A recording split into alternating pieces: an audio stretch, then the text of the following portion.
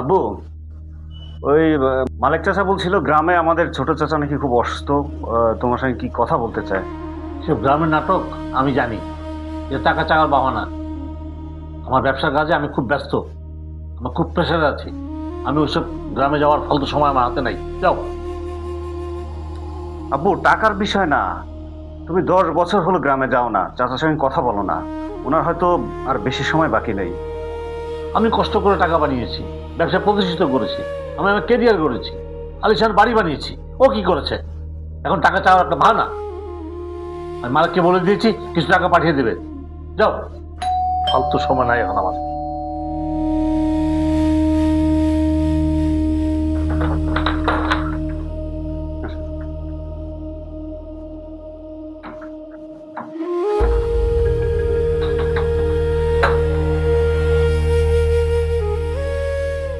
মালিক, তোর একটা বিকাশ নাম্বার দিয়েছিলাম, কিছু টাকা পাঠানো, টাকা পাঠিয়েছিস?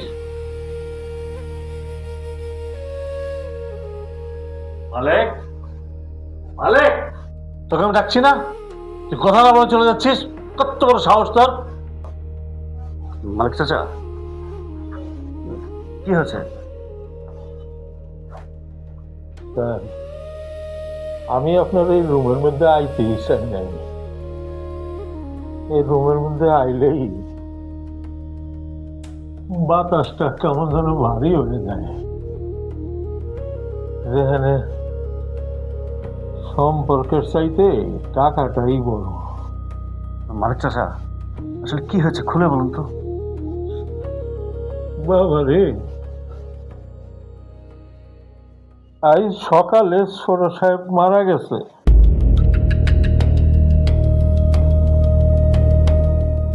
মারা যাওয়ার আগে এই খামটা আমার হাতে দিয়া কইল বড় সাহেবরে দিতে।